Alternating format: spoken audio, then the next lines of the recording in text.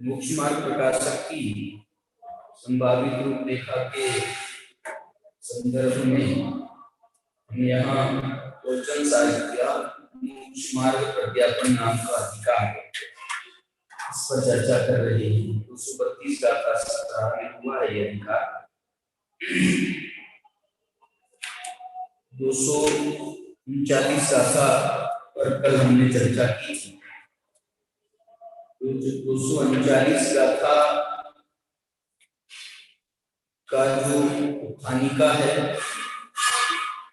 वो भी बहुत स्पष्ट रूप से ये कह रही है कि आत्मज्ञान शून्य के सर्वागम ज्ञान हो, तत्वार्थ सिद्धांत हो और संयतत्व हो, तीनों की युगपत्ता हो, तो भी आत्मज्ञान शून्य है तो ये मोक्ष मार्ग में ये तीनों अकिंचित कर है। मतलब ये जो शब्द है ये थोड़ा महत्वपूर्ण है, जिसमें उन्होंने अकिंचित कर शब्द का प्रयोग किया है। और एक बार नहीं, जब उन्होंने इस टीका का अंत किया तो वहां भी उन्होंने लिखा अतः आत्मज्ञान शून्य, आगम ज्ञान, तत्वार्थ सिद्धांत, संयतत्व, योगपत्यम, युगपत्ता हो। युगपत्ता में एक भाव ये है कि जैसे अपन बोलते हैं निरतिचार पालन होता है, निरतिचार पालन होता है।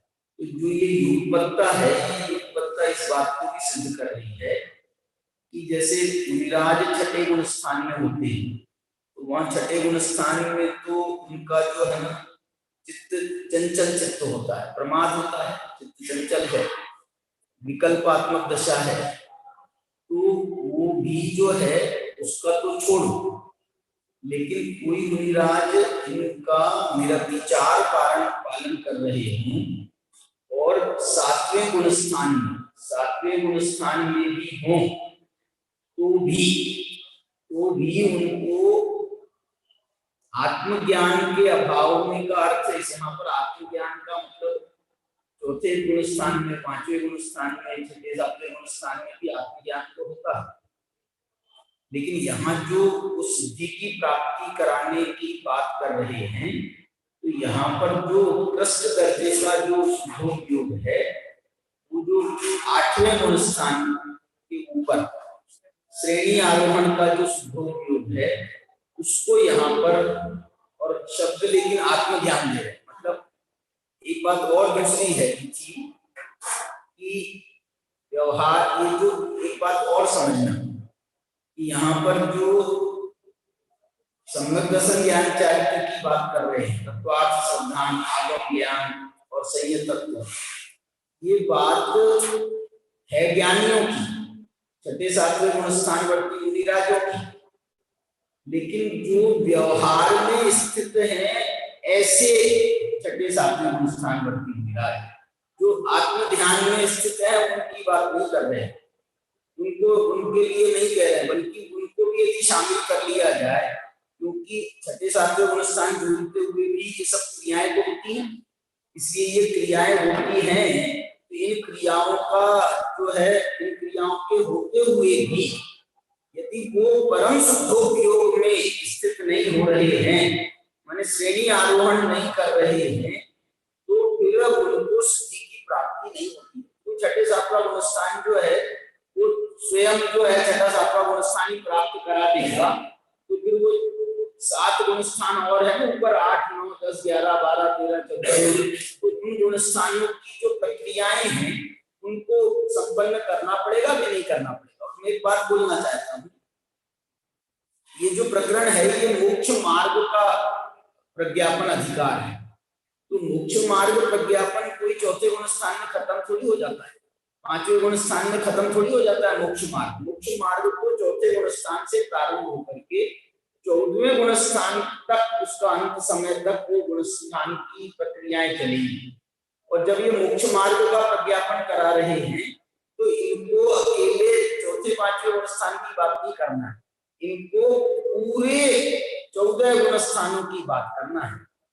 एक बात जरूर है कि यहाँ पर उन्होंने कोई शब्द प्रयोग गुण स्थान के वाचक शब्द प्रयोग नहीं दिए, माने कोई ये गुण स्थान की बात है कि ये गुण स्थान की बात है, गुण स्थान का नामकरण नहीं किया। ये अमृतचंद्राचार्य को जो है सूट करता है, मैंने वो गुण स्थानों की भाषा में बात नहीं करती, तो उन्होंने तो जो है ये बात कही।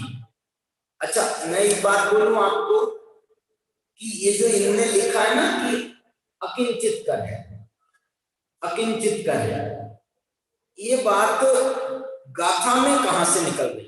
गाथा अपन पढ़ते हैं, मैं वापस 239 गाथा आपको पढ़ा रहा हूं। परमाणु प्रमाणम वा उच्चा देहादेश जस्सनो विद्यति जति सो सिद्धिं न लहति सब्वागम धनुहि। ये अकिंचित कर वाली बात यहाँ कहां से निकल गई? सिद्धि नहीं होती है ये भी, और अकिंचित कर किसको कह रहे हैं मानो?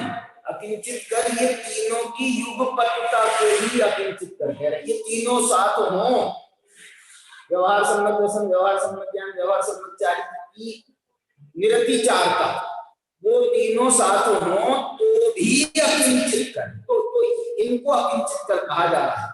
तो उसके लिए इनने एक शब्द दिया है, सब्वागम धर्मोहि, सर्व आगम का धारक हो तो भी वो जो है सिद्धि नहीं होती, अकिंचित कर।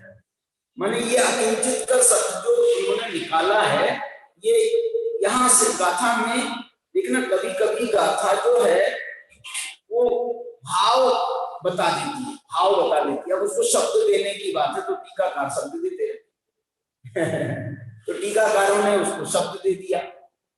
अब आप बोलोगे साहब ये तो बहुत थोड़ा सा ज्यादा हो गया, अकिंचित कर, अकिंचित कर कहना ये तो ठीक नहीं लगता है।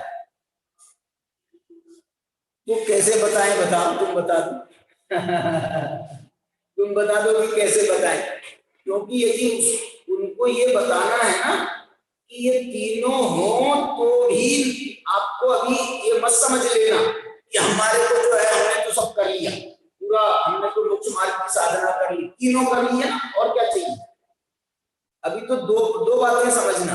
एक तो ये कि द्रव्य भावलिंग ना हो, द्रव्यलिंग में कोई अटका हो। ये मालूम कौन है? ये कौन है? ये भावलिंग है, भावलिंग है। और उसके बाद भी भावलिंग होने पर भी ये जो है ना व्यवहार सम्यक दर्शन ज्ञान चारित्र भावलिंगियों के भी होता है, उसका कुछ इनको जो है पक्ष नहीं बोल सकते क्योंकि भावलिंगी है, लेकिन वो कमजोरी है, माने वो उसमें ही समझ लो उलझ करके रह रहे हैं।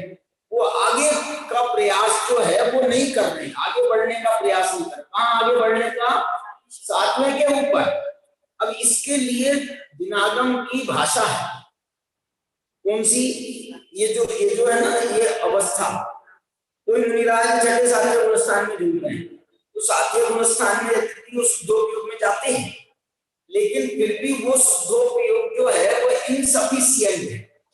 वो सातवें वो आठवें के लिए वो शुद्धोपयोग जो है वो कम पड़ता है, वो उतने से काम नहीं चलता। अब जैसे अपन डालते हैं ना, मिठाई डालते हैं, खीर बना रहे हैं, उसमें मीठा डाला है हमने, तो थोड़ा सा चख करके देखते हैं भैया कि स्वाद आया क्या है, स्वाद आया कि नहीं। तो बोले हमने डाली नहीं, तो शक्कर तो डाली। अब तुम्हारे हाथ से छूटती नहीं हो बात अलग है, लेकिन जो है तुम कह रही हमने खूब डाली और मीठी हुई, तुमने खूब डाली तो ज्यादा मीठी हो जाना था, ज्यादा की तो बहुत जाने तो मीठी सीधी सीधी लग रही है, सीधी सीधी लग रही है, नमक डलवा दे। बुंदेलखंडियों को तो मीठा कम लगे तो नमक डालते, कैसे पागल है। वहां तो उत्तर प्रदेश वगैरह में ये चलता नहीं है, वहां वो लोग बोले कि उसको इसने बोला थोड़ा सा इसमें थोड़ा नमक डाल दो, तो बोले क्या बोलते हो? हैं? और काय में डालते हैं? आटा चावल में डालते हैं, आटे में रोटी में भी। अच्छा।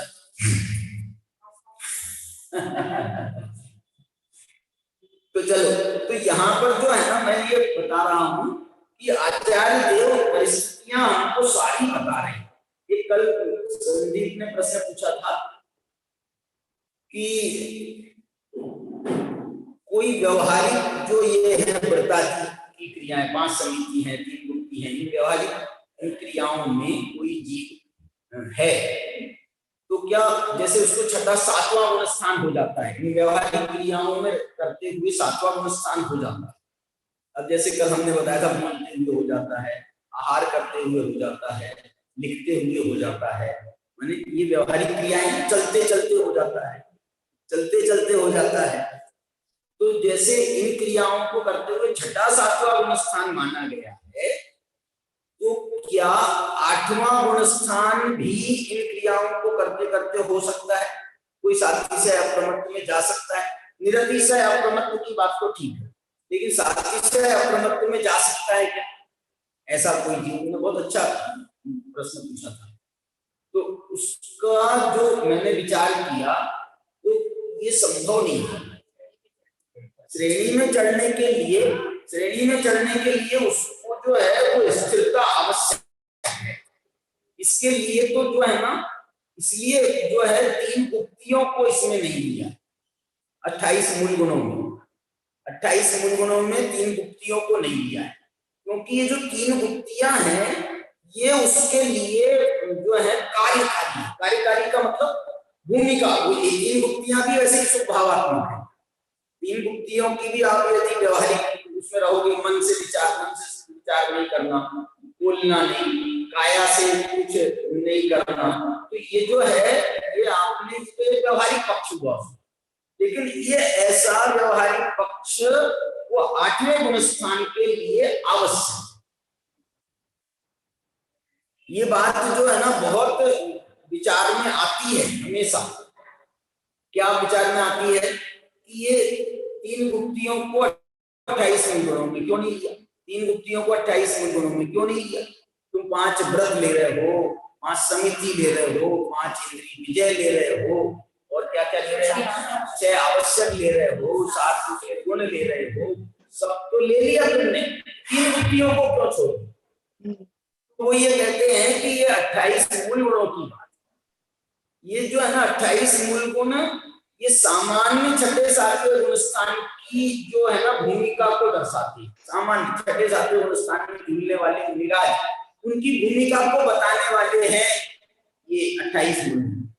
लेकिन तो विशेष रूप से 3 गुप्तियां ये जो है, ये तो पूरा समग्र मोक्ष मार्ग को दिखाने वाली, समग्र मोक्ष मार्ग को दिखाने वाली। आप देखना, विचार करना, जब केवली भगवान 2 ध्यान करते हैं, कौन से, वो आखिरी के 2 ध्यान, तो वो केवली परमात्मा के 2 ध्यानों में भी ये 3 गुप्तियों का प्रसंग वहां पर आता है, क्योंकि 3 गुप्तियों का संबंध योग से है, योग निरोध से, मन योग, वचन योग, काय योग, ये मन गुप्ति, वचन गुप्ति, काय गुप्ति, तो वो ये जो है ना इन योगों पर कंट्रोल करती हैं, ये गुप्तियां योगों पर कंट्रोल करती है।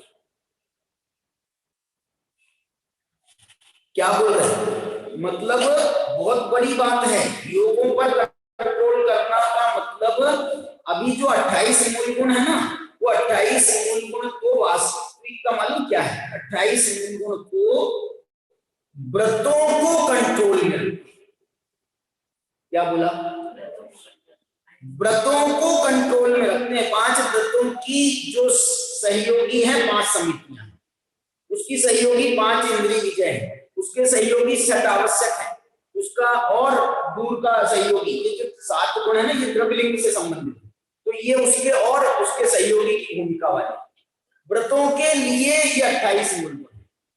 अब देखना मैं कहां जा रहा हूं, आपको समझना है, मैं ये कह रहा हूं मिथ्यात्व पर कंट्रोल तो चौथे गुण स्थान से हो गया, फिर ये व्रतों अव्रति पर कंट्रोल जो है वो इसमें व्रत लेकर के किया, और व्रतों को भी निरतिचार करने के लिए प्रमाद को कंट्रोल में, प्रमाद को कंट्रोल में करके इसने व्रतों को पवित्र बनाया, शुद्ध बनाया, निरतिचार बनाया।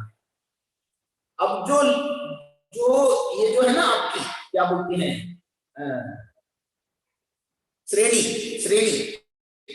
ये जो श्रेणी है ये काय के कंट्रोल के लिए है, बताओ, श्रेणियां जो है कषाय पर कंट्रोल करने के लिए, योग नहीं, कषाय पर कंट्रोल करने के लिए है श्रेणी, क्योंकि श्रेणी करने के बाद में क्या होता है जीव यथाख्यात चारित्र को प्राप्त, वो यथाख्यात चारित्र माने क्या है, वो जो संजुलन कषाय चल रही थी उस पर विजय प्राप्त करती, संजुलन कषाय पर विजय प्राप्त होती है।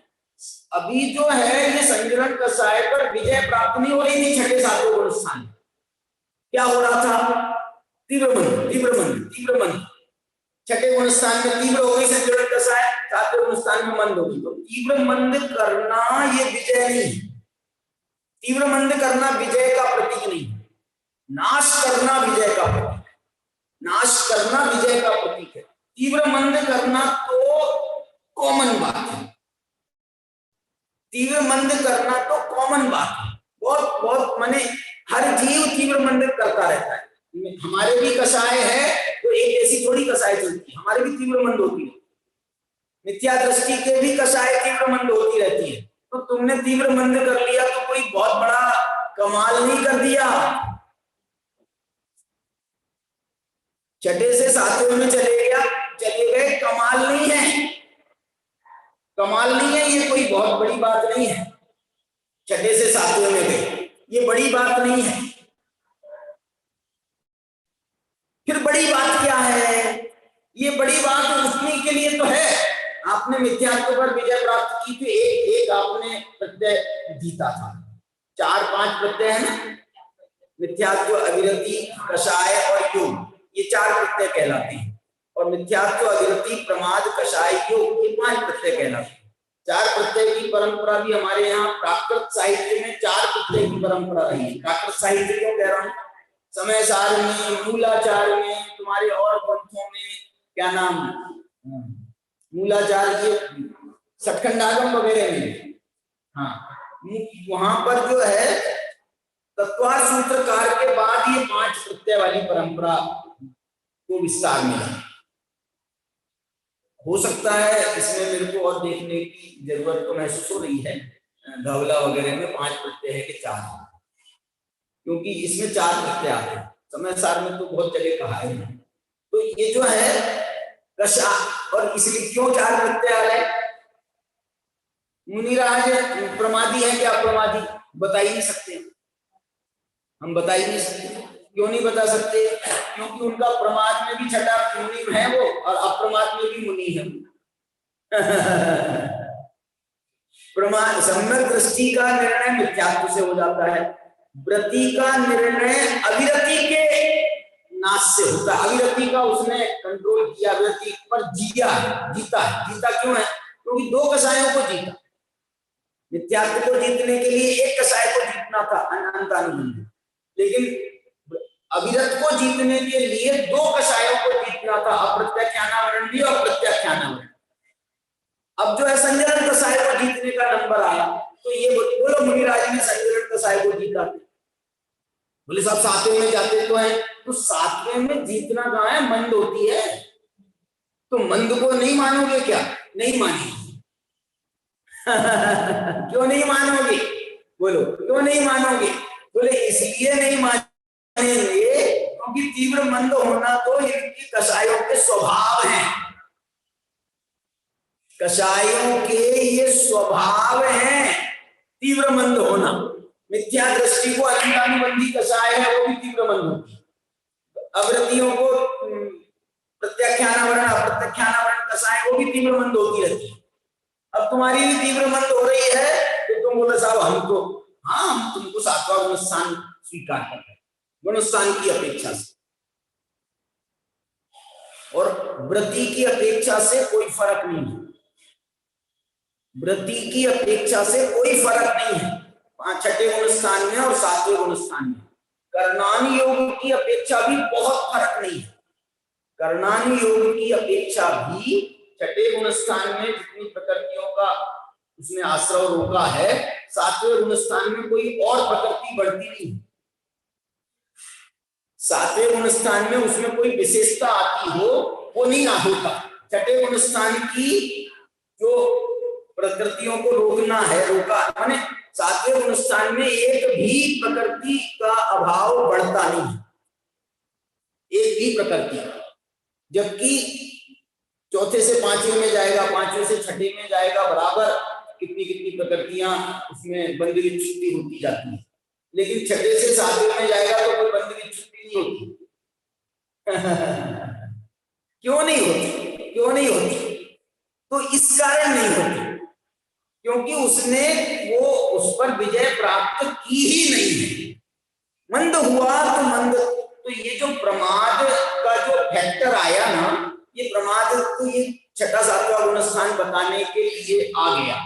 वास्तव में मुख्य मार्ग की यदि हम बाहर से बात करेंगे तो वहां पर 6ठे 7वें गुणस्थान का कोई बहुत बड़ा फर्क है नहीं, ना अध्यात्म से और ना वहां कर्णानि योग से, कर्म सिद्धांत से। कर्म सिद्धांत में जो प्रकृतियों का कोई फर्क नहीं पड़ा, उस कारण से 7वें से 8वें में जाता है तो कुछ और कमाल होता है।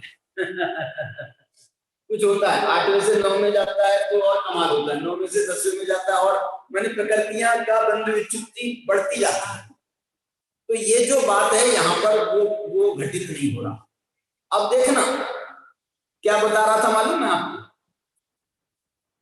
सम्यक तो हुआ तो मिथ्यात्व प्रत्यय जीता, व्रति हुआ तो अविरत प्रत्यय जीता। ठीक है, अब इसके बाद में तीसरा कौन सा प्रत्यय है जीतने के लिए? बंध के कारक कौन से प्रत्यय आया नंबर? मिथ्यात्व, अविरति, प्रमाद को ले ली है कषाय। यदि प्रमाद को लेना है तो 6ठे से 7वें में चला गया तो प्रमाद प्रत्यय जीत गया, चलो ले ली। अब जो है कषाय को जीतने की बारी आ, तो ये कषाय को जीतने के लिए जो बाह्य प्रत्यय है, बाह्य प्रत्यय वो क्या है? बुद्धि। नहीं, गुप्ती नहीं, सॉरी, वो कषाय को जीत लेने के लिए कौन सा प्रत्यय है?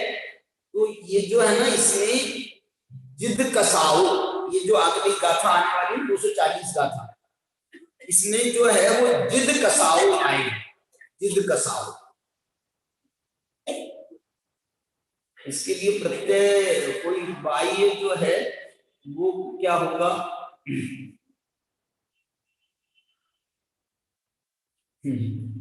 क्यों गुप्तियों को क्यों नहीं ले रहा हूं मैं? यद्यपि यहां पर भी गुप्ति का बाह्य रूप तो रहता है। आप ऐसा भी कह सकते हो कि श्रेणी में स्थूल गुप्ति तो हो जाती है, स्थूल रूप से गुप्ति तो होती है। सूक्ष्म गुप्ति कहें, सूक्ष्म योग का नाश कहें सूक्ष्म प्रकार से, तो सूक्ष्मता का योग का नाश केवली परमात्मा के 13वें गुण स्थान में, वो जो है ना 13वें गुण स्थान में स्थूल काय योग में बैठे हुए, अभी तो योग जीते ही नहीं है। अब मेरे को बताओ कि केवली परमात्मा काय वृत्ति वाले हैं, विहार कर रहे हैं, चल रहे फिर रहे हैं, तो उठाई धराई हो रही है, उठ रहे बैठ रहे जो भी है, धराई उठाई धराई तो अलग चीज हो गई, उठ रहे बैठ रहे। तो जो है वो अभी गुप्ति नहीं हो रही, गुप्ति नहीं हो रही, वचन गुप्ति नहीं हो रही। क्यों? क्योंकि बोल रहे हैं। मन गुप्ति हो रही कि नहीं हो रही? बोलो। स्थूल रूप से हो रही है, स्थूल रूप से हो रही है। 2 योग तो मनोयोग भी बाकी है। अनंत भगवान के 2 मनोयोग भी बाकी है क्या? नहीं, तो 2 मनोयोग बाकी हैं, तो आप गुप्ति पूर्ण गुप्ति कैसे कह लोगे? मन गुप्ति भी पूर्ण कैसे कह लोगे? मन गुप्ति बस जो देखना, मन गुप्ति आप ऐसा कह लो कि मन गुप्ति जो 2 प्रकार की मन गुप्ति है। कौन सी? वो असत्य मनोयोग और उभय मनोयोग, उभय मनोयोग और असत्य मनोयोग, इनका जो है कंट्रोल हुआ है। इनका कंट्रोल हुआ है, इन पर गुप्ति हुई है, इनकी गुप्ति हुई है। तो वो जो करके जो है वो 13वें गुण स्थान में बैठे हैं, तो वो तो दो मन गुप्ति का भी कंट्रोल हुआ है, तो 2 वचन गुप्ति का भी कंट्रोल, और काय गुप्ति का भी कंट्रोल हुआ। काय गुप्ति का कंट्रोल माने 7 होती ना काय योग, तो काय 7 में से 4 कौन से चले गए? हाँ देखो, वैक्रियक मिश्र, आहारक और आहारक मिश्र क्यों चले गए बताओ? क्योंकि ये वैक्रियक और वैक्रियक मिश्र जो के जो कार्य हैं ये छठे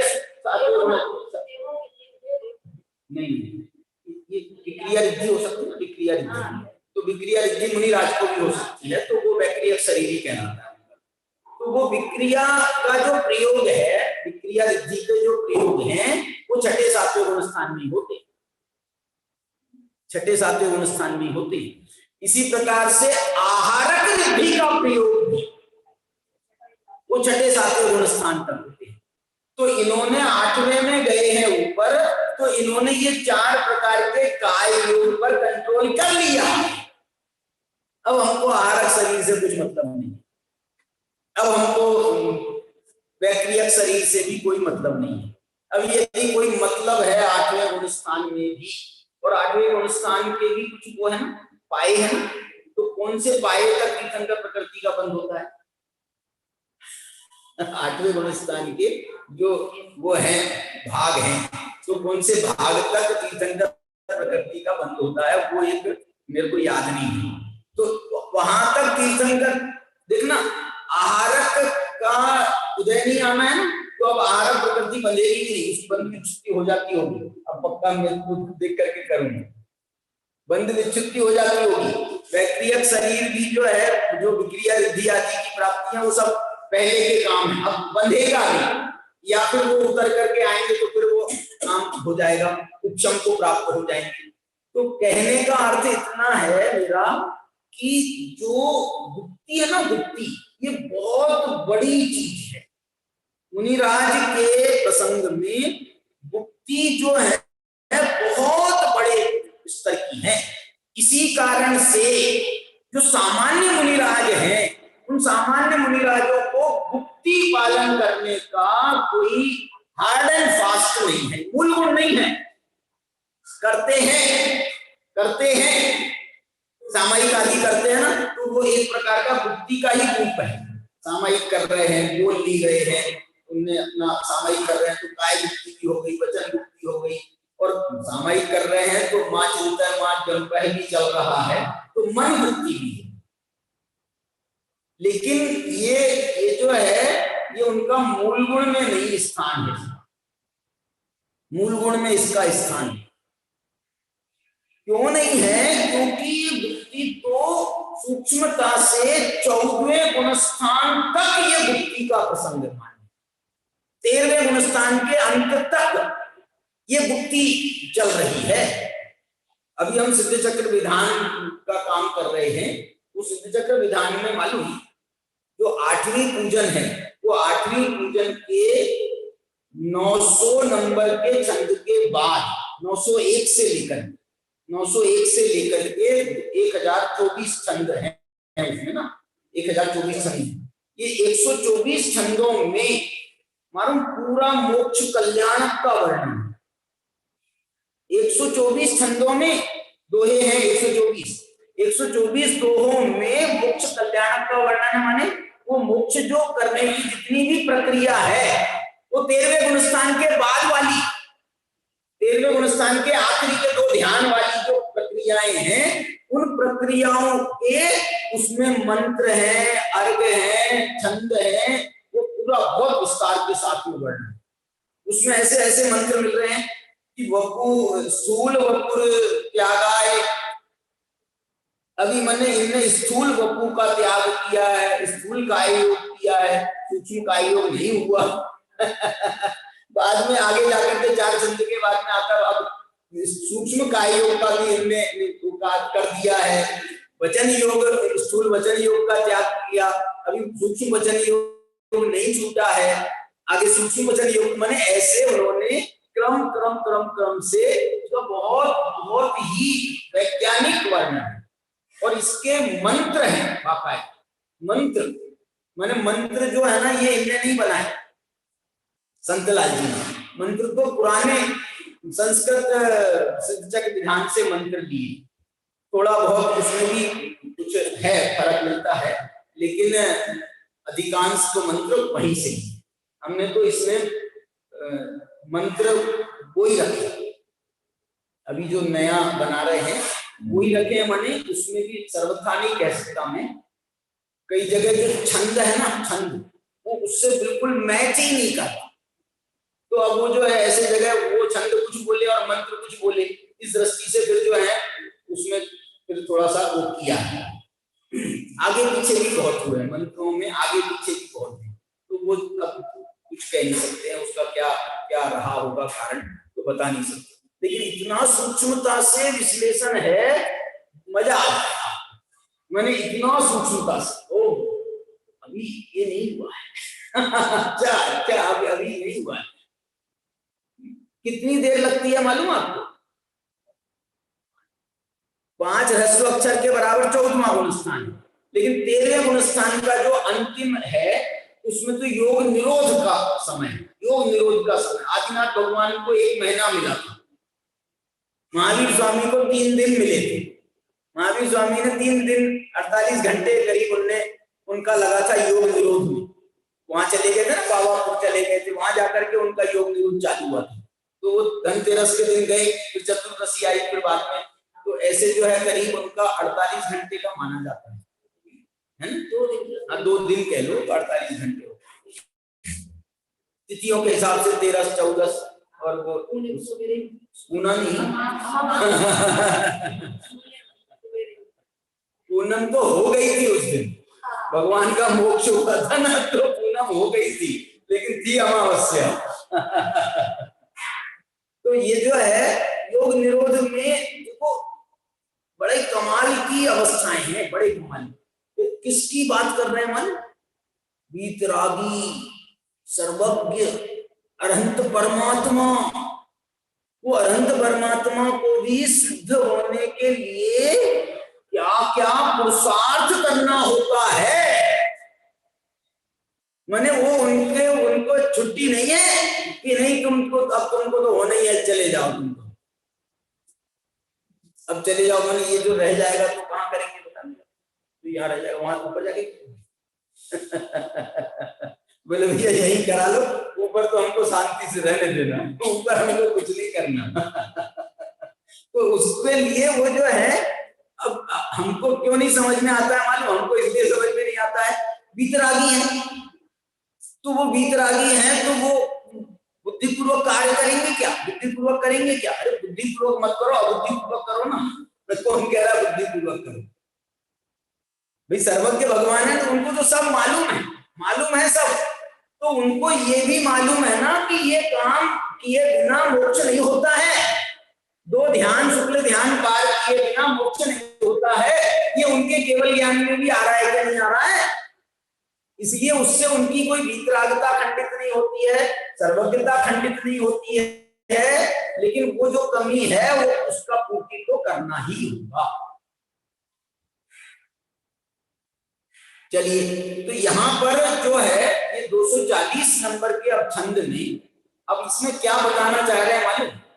इसमें उन्होंने ये जो चारित्र का जो मोक्ष मार्ग की पूर्णता के लिए क्या क्या चीजें अनिवार्य है, क्या क्या चीजें अनिवार्य हैं, उनमें अनिवार्य तो है लेकिन उनमें कार्यकारी कौन सी चीजें हैं ये भी निश्चित कर। क्या बोला? 2 बातें बोला। मोक्ष मार्गी होने के लिए अथवा आप कह लो भगवान बनने के लिए, मोक्ष मार्गी होने के लिए माने अभी सीधे मुनि बनने के लिए नहीं, भगवान बनने के लिए। भगवान बनने के लिए क्या क्या चीजें अनिवार्य हैं, ठीक है, और कौन कौन सी चीजें कार्यकारी हैं। दोनों में फर्क क्या बोलना चाह रहा हूं बताओ?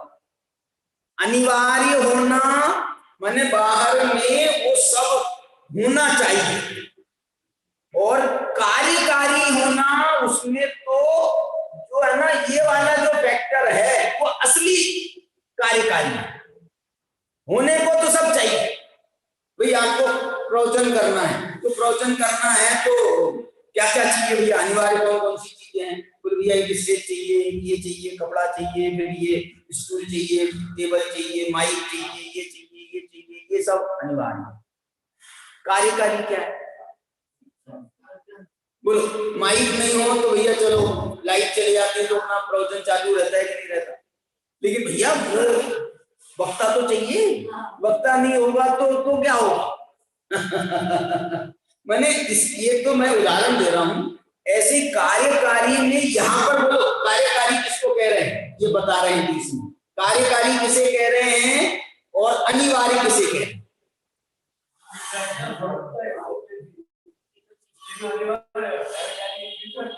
ये गाथा तो चला भैया, वीतरागता सर्वज्ञता हेतुपदेशिता वो नहीं है, इसकी बात नहीं है। यहाँ पर तो अभी वीतरागता सर्वज्ञता हेतुपदेशिता तो अरहंत अवस्था में हो जाता है।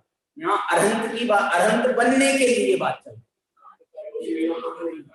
है, नहीं वो तो मोक्ष के लिए, अभी अरहंत भगवान बनने के लिए। अभी कोई मुनि है, सुनो मुनि है तो मुनि है तो अनिवार्य क्या है? मुनि होने के लिए अनिवार्य क्या है? तो जो अनिवार्य है 5 समिति हो, 3 गुप्ति हो, तुम्हारे 5 इंद्रियों का विजय हो, कषायों पर विजय हो, मतलब ये सब जो है ये अनिवार्य है। अब ये सब अनिवार्य होने के दर्शन ज्ञान से समग्र होना चाहिए। 240 का कार्य पढ़ता हूं मैं। ये सब होने के बाद भी कार्यकारी क्या है? तो बोले कार्यकारी है आत्मज्ञान। ये आत्मज्ञान, यहाँ का शब्द आत्मज्ञान माने वो कार्यकारी है शुद्धोपियो। ये जो है ये नहीं हो तो चलेगा क्या? नहीं चलेगा। क्या बोल रहे हैं? 5 समिति नहीं हो तो चलेगा क्या? नहीं चलेगा। 3 गुप्ति हो तो चलेगा क्या? नहीं चलेगा। पंचेंद्रिय विजय नहीं हो तो चलेगा क्या? नहीं चलेगा। ये नहीं चलेगा कह रहा है अनिवार्य, नहीं चलेगा बता रहा है उनकी अनिवार्यता। और कार्यकारीपना क्या बता रहा है कि इनके होने पर भी यदि शुद्धोपयोग नहीं है तो कुछ नहीं। इसलिए उसको कार्यकारीपना, इसको जो है अकिंचित करपना बता रहे हैं उसका। अनिवार्य होने पर भी अकिंचित कर, क्या बोला? अनिवार्य होने पर भी अकिंचित कर। बैंड बाजा शादी करना है, बैंड बाजा होना चाहिए कि नहीं होना चाहिए? क्यों नहीं होना चाहिए? बारात निकालोगे कि नहीं निकालोगे? क्यों नहीं निकालेंगे? नहीं तो नाचेगा कौन? डायमंड की शादी में।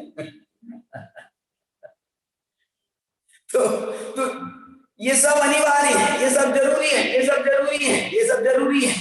जरूरी भी, इसमें भी थोड़ा सा जरूरी कहने में भी, जो अनिवार्य कहने में भी थोड़ी सी गुंजाइश है। बोलो क्या गुंजाइश है? बताओ। गुंजाइश ये है कि ये जो है ना, क्या बोलना चाहता हूं, ये बिल्कुल अनिवार्य माने ये ऐसे करते हुए ऐसी जरूरत नहीं है। नहीं, हार्ड एंड फास्ट का के अर्थ समझो। हार्ड एंड फास्ट क्या माने? जैसे समिति, 5 समिति है तो बोले 5 समिति अनिवार्य है क्या? नहीं, हाँ अनिवार्य, लेकिन वो आपकी उस दशा के लिए अनिवार्य है, काम करते हुए अनिवार्य नहीं है। 5 समितियों का पालन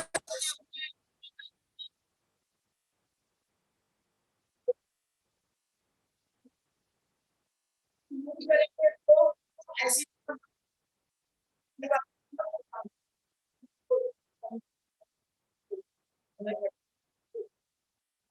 बोलो।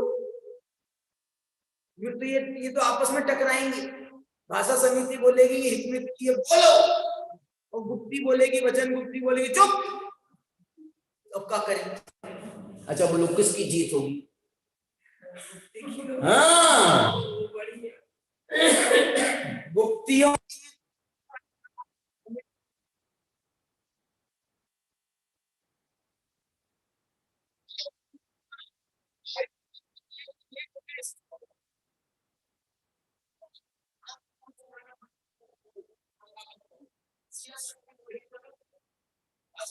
बोलेगी बोलो।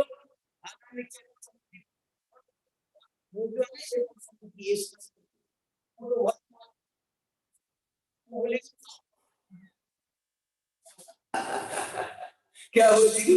ऐसा समिति बोलेगी खाओ, मैंने तो उपवास किया है, हम कुछ नहीं जानते, हम कुछ नहीं जानते। भाषा तुम्हारी ऐसा समिति नहीं पलेगी। नहीं तो क्या कह रहे? अरे इसका नाम पलना है, इसका नाम एसना समिति। हम आहार नहीं कर रहे हैं, एसना समिति पल रही है या नहीं पल रही? अरे और अच्छे से पल रही। क्यों? क्योंकि उसमें तो दूषण की संभावना थी, अतिचार लगने की संभावना थी, दोष लगने की, अंतराय आदि के जो दोष होते हैं उसकी संभावना थी, लेकिन यहां तो गए ही नहीं। तो बोलो, इसलिए जो है मालूम, ये इसमें एक बात और बताना चाहती हूँ। ये जो 240 नंबर की गाथा है, 240 नंबर की गाथा, चलो इसको पढ़ता हूं पहले, फिर मैं आपसे एक प्रश्न पूछूंगा। अथ आगम ज्ञान तत्वार्थ श्रद्धान संयतत्व योग पद्य आत्मज्ञान योग पद्यम साध्य। वो ये कहते हैं कि ये सब जो है ना, ये तीनों सम्यक दर्शन ज्ञान चारित्र, या जिसको अपन तत्वार्थ श्रद्धान आगम ज्ञान और संयत तत्व कह रहे हैं, ये तीनों की युगपत्ता से, इनकी तीनों की युगपत्ता के साथ आत्मज्ञान होना चाहिए। आत्मज्ञान योग पद्यम साध्य, यानी यदि इनके साथ में आत्मज्ञान है तो कार्यकारी, वरना कार्यकारी, वरना जो है कोई तुम्हारा जो है ये सब करना, सब किया, बोलो तो सही, तुमने सब किया, पूरी तैयारी तैयारी करी शादी, ये सब किया, ये किया, ये किया, ये किया, ये किया, सब किया, और एंड टाइम पर भग गई। मैं तो सोच, मेरे भी मन में वही आ रहा था लेकिन मैं बोला यार भगाओ मत, वैसे बहुत भगाई। तो मैं तो बोला दादी चली गई।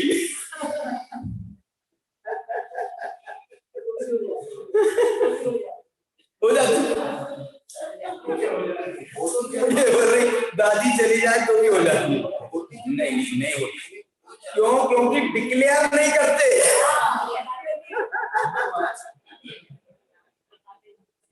डिक्लेयर नहीं करते कि गई, यदि डिक्लेयर करते फिर तो रोकना पड़ेगा। अरे तुम हमारी क्यों कह रहे हो? बनारसी दास की नहीं रुकी थी, 3 विवाही बाहर जा, क्या बोला 9 बालक हुए, और उन्होंने कहा ना क्या, 3 कारज हुए एक साथ एक भवन, नानी मरण, सुता जन्म, और पुत्र वधू आगमन का। बनारसी दास जी की खुद की बात नहीं है। सुता पुत्र वधू आगमन, पुत्र वधू मैंने बेटे की शादी की, बनारसी दास की नहीं। ये तो बच्चे 9 मर गए, किसको आई नहीं भाई, बच्चे कहां से? पहले बच्चे मर गए, आप भी बच्चे नहीं तो मरे होंगे तो शादी के बाद भी तो मर सकते हैं। लो मैंने उनकी खुद की शादी की बोल दी।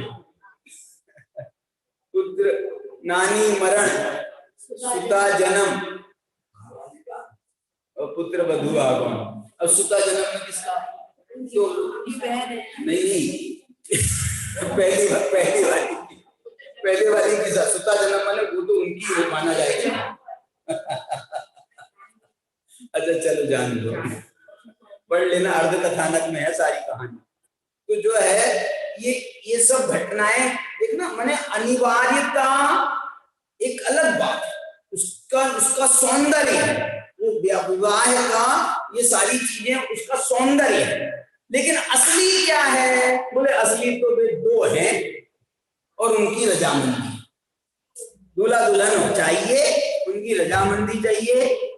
मम्मी पापा की रजामंदी हो ना हो तो भी रजामंदी किसी की तो लगती है, वो कोर्ट वालों की लगती है, कोर्ट की रजामंदी मिल जाए, और कोई एकाध जो है वो साक्षीदार मिल जाए। साक्षीदार तो चाहिए ना भाई, इनकी तरफ से एक साक्षीदार हो, इनकी तरफ से एक साक्षीदार हो। मैं आपको रास्ते नहीं बता रहा। अच्छा हुआ जिनकी कराना है वे नहीं है। तो तुम कब भगोगे? इसमें अब गाथा पढ़ रहा हूँ 240। पंच समिदोति गुप्तो पंचेन्द्रिय संबुदोर्जित कसाओ दंसनान समग्रो समोसो संजरो मणिदो। क्या कह रहे? पंच समिदो, ये अनिवार्यताएं बता रहे हैं। अनिवार्यताएं क्या क्या?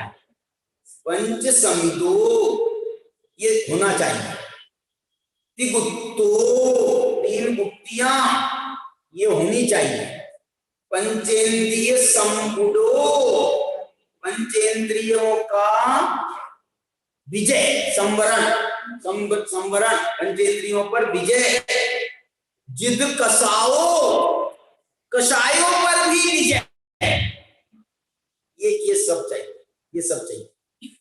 और क्या चाहिए? एक चीज और, दर्शन नान समग्गो, दर्शन ज्ञान से सहित हो, दर्शन ज्ञान समग्गो, दर्शन ज्ञान से समग्र हो, समनो ये भी एक शर्त कह सकते हो आप, समनो श्रवण हो, सो संजदो हणिदो, वो संयत कहलाता है।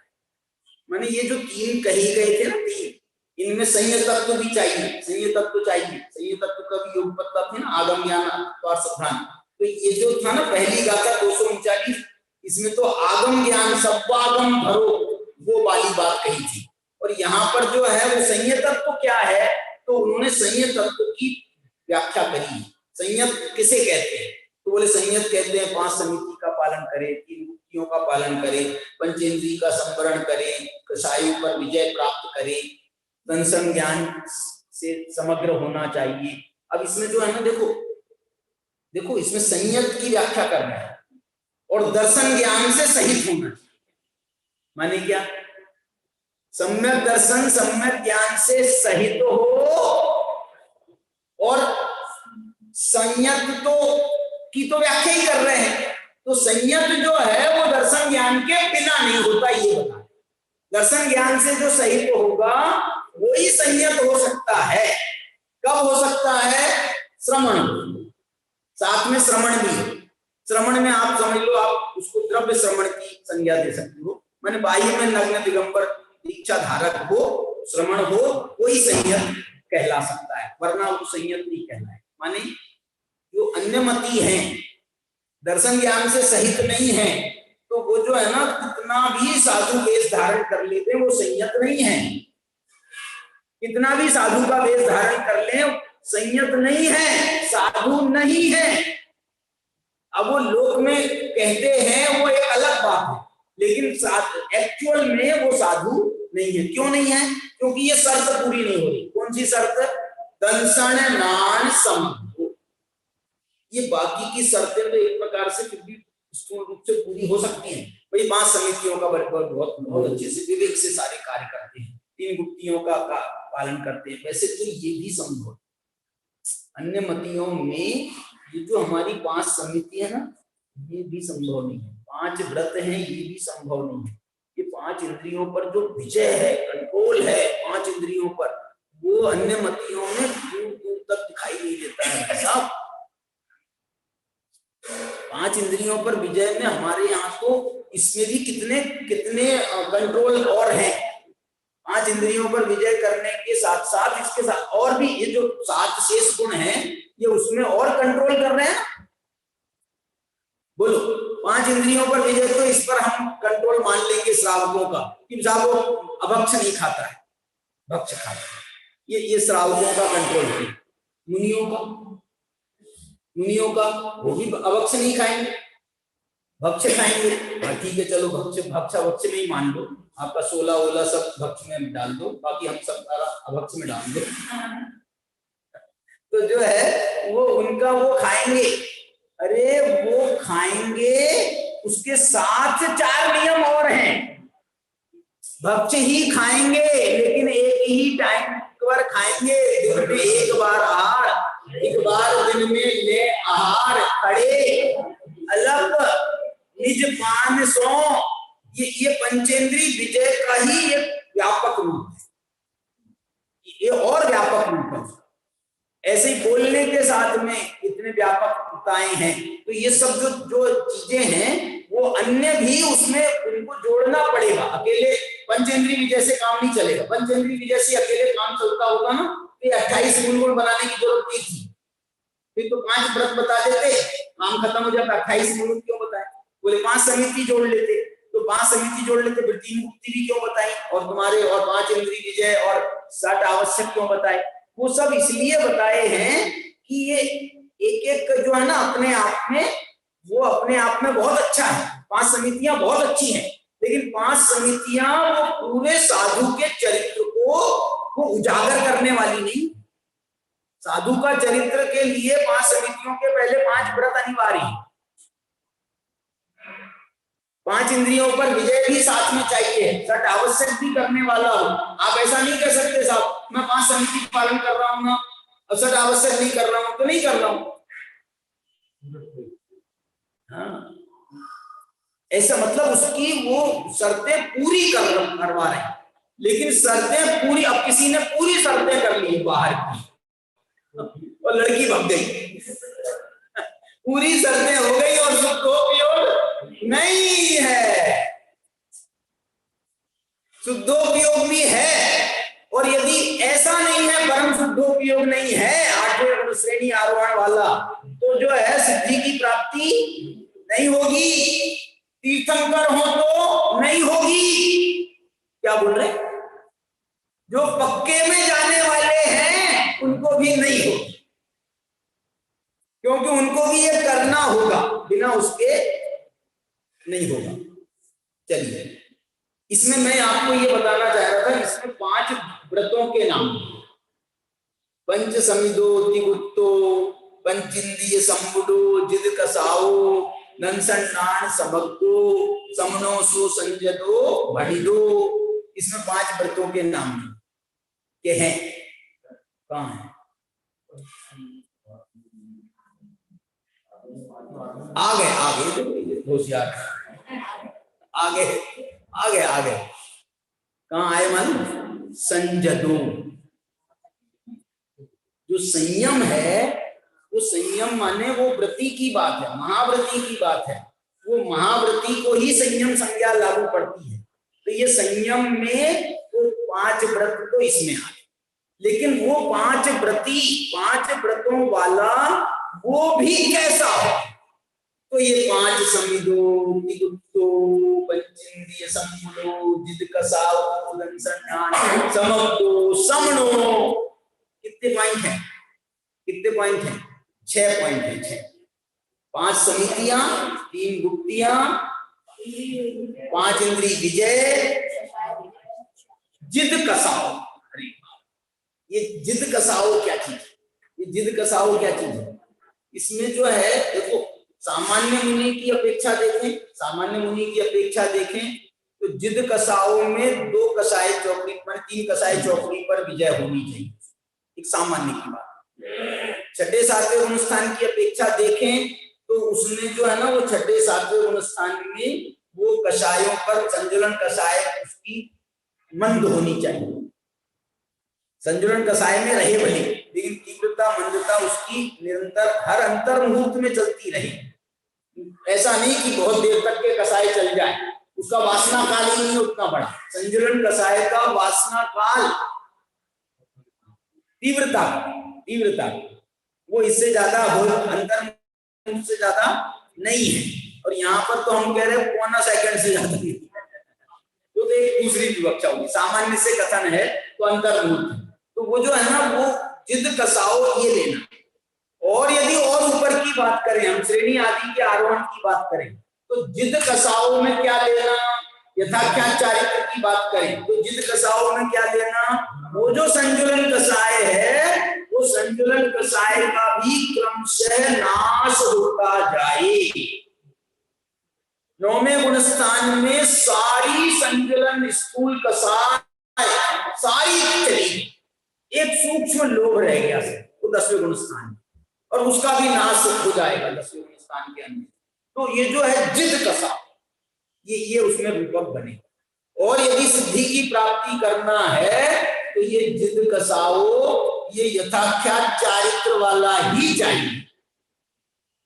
कौन सा? काय के लिए? सिद्धि की प्राप्ति करने के लिए, अनंत अवस्था की प्राप्ति करने के लिए ये जिद कसाओ में यही लेना चाहिए। और जो आत्मज्ञान की बात कही है ना टीकाकार ने, आत्मज्ञान की बात, वो आत्मज्ञान कहां से निकाल रहे हैं? वो आत्मज्ञान निकाल रहे हैं दर्शन नाट समझ, ये दर्शन ज्ञान से समझ।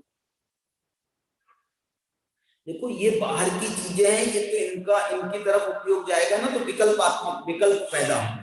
इसलिए निर्विकल्पता की यदि साधना करनी है तो बाहर में ये सब जो है ना, ये उसको मदद जरूर करते हैं। मैंने उसको अपने स्वभाव में जाने के लिए आप यदि शांति से सामायिक की अवस्था में बैठे हो तो आपको इससे इतनी तो मदद मिलेगी कि अब आप जो है अपना निश्चिंत होकर के, भाई हमने तो अब नियम ले लिया कि 1 घंटे तक 1.5 घंटे तक जितनी देर की हमारी सामायिक है उतनी देर हम उठेंगे। तो ये जो इतनी एक उसमें हेल्प हो गई ना, अब तुम खाली बैठे हो तो क्या करोगे? तो बैठो अपने आत्मा की साधना के लिए तुमने ये किया है, सामायिक में बैठे हो तो अब बैठो, अब जाओ आत्मा में जाने की कोशिश करो। तो ये जो दंसन नान समग्गो है, ये कह रहा है कि उसमें अब तुम समा जाओ आत्मज्ञान। और श्रेणी आरोहण के लिए मैंने पहले भी आपको बताया था प्रवचन सार में श्रेणी आरोहण के लिए ये शब्द है श्रमण। श्रमण का मतलब है जो बहुत पुरुषार्थवान, श्रमशील है, श्रम को करने वाले, बहुत पुरुषार्थी हैं, बहुत प्रयत्नशील है। सामान्य छठे सातवें गुणस्थान की अवस्था जो है वो प्रयत्नशीलता नहीं मानी जाती, इसलिए उसको तो क्या बोलते हैं, स्वस्थान वही वही वही वही वही वही घूमते रहते हैं। वो महापुरुषार्थ जिसको बोलते हैं सातिशय अप्रमत्तता, उसमें वो प्रयास नहीं करते। इस प्रकार से ये 240 नंबर की गाथा की मैंने चर्चा करी आपके सामने। इसकी टीका में भी यही सब बातें हैं, विशेष रूप से बहुत अच्छा समय से पढ़ा है। मैं आपको टीका सुनाई देता हूँ। जो अनेकांत निकेतन आगम के बल से, शब्द थोड़े अलग अलग होंगे, अलग अलग टीकाएं हैं। जो अनेकांत निकेतन, अनेकांत का निकेतन किसको कह रहे हैं? अनेकांत का निकेतन आगम, आत्मा को नहीं आत्मा भी अनेकांत निकेतन है, आत्मा अनेकांत धर्मों का निकेतन है, और ये आगम जो है उन अनेकांत धर्मों को बताने वाले जो वचन हैं उनका समूह है, निकेतन है। अनेकांत निकेतन आगम के बल से समस्त पदार्थों के गेयाकारों से मिलित विशद एक ज्ञानाकार आत्मा का श्रद्धान और अनुभव करता हुआ आत्मा में ही नित्य निश्चल वृत्ति को चाहता हुआ, तो चाहता हुआ शब्द लिखना, संयम के साधन रूप शरीर को समितियों से अंकुशित, समितियों से अंकुशित प्रवृत्ति द्वारा, पंचेंद्रियों के निश्चल निरोध द्वारा, मन वचन काय के व्यापार से विराम को प्राप्त, परद्रव्य में भ्रमण में निमित्त भूत कषाय समूह, परद्रव्यों में निमित्त में उपयोग ले जाने वाले हैं कषाय, और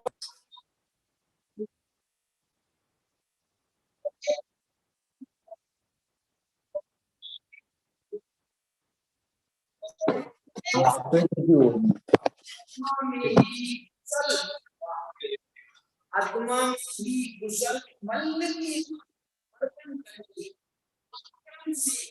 उसे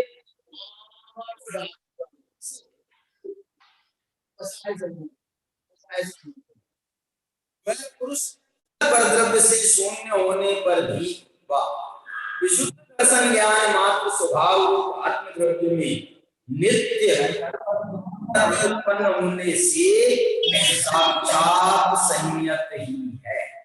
ऐसे आत्मा को आगम ज्ञान, तत्वार्थ सिद्धांत, संयत तत्व और आत्मज्ञान का युगपत्पना सिद्ध होता है, क्योंकि ये सब पर भी कंट्रोल था और अपने आत्मा में भी लीन थे। इस प्रकार से सारा युगपत जो है नहीं है। ये अब इनको सिद्ध होने के बाद में क्या प्राप्त होता है, ये तो सिद्ध हो गया, अब इनको क्या प्राप्त होगा इसकी चर्चा दोस्तों